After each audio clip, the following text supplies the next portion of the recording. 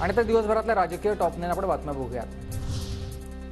लवकरच लोकसभा निवडणूक लागेल। मार्चच्या पहिल्या आठवड्यात आचारसंहिता लागण्याची शक्यता।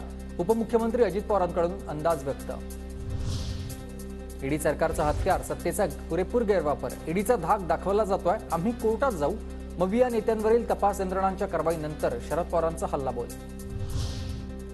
ईडी ही केंद्रीय यंत्रणा, मलाही नोटीस आल्या आहेत। तथ्य असेल तर अडचणीला सामोरं जावं लागतं, पण तथ्य नसेल तर काही अडचण नाही। रोहित पवारांवरील कारवाईनंतर अजितदादांची प्रतिक्रिया।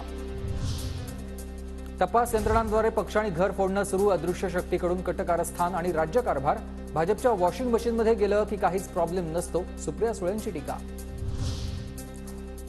शरद पवार ठराविक लोकांचंच ऐकत असल्यानं अजितदादांना राष्ट्रीय अध्यक्ष केलं। अजित पवार गटातील अनिल पाटलांचं वक्तव्य। तर 2019ला आलेल्या अनिल पाटलांना पक्ष कसा चालतो हे माहीत नाही। जयंत पाटलांची प्रतिक्रिया। तर भाजपनं तिकीट नाकारल्यावर 2019 मध्ये अनिल पाटील राष्ट्रवादीत आले। त्यांचा भाकरी फिरवल्याशी काय संबंध? जयंत पाटलांचं उत्तर। प्रकाश आंबेडकरांशी माझं बोलणं झालं। प्रकाश आंबेडकरांना इंडिया आघाडीत घेण्याचा विचार पक्का। वंचितला इंडिया आघाडीत घेण्यावर शरद पवारांची प्रतिक्रिया।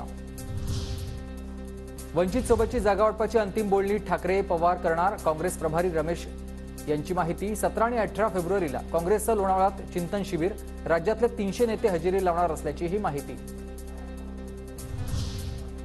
1 किंवा 2 अपत्यांवर थांबा। लोकसंख्या अशीच वाढत गेली ना तर अगदी ब्रह्मदेवाला तरी सर्वांना घरं बांधून देऊ शकणार नाही। अजित पवारांचं वक्तव्य।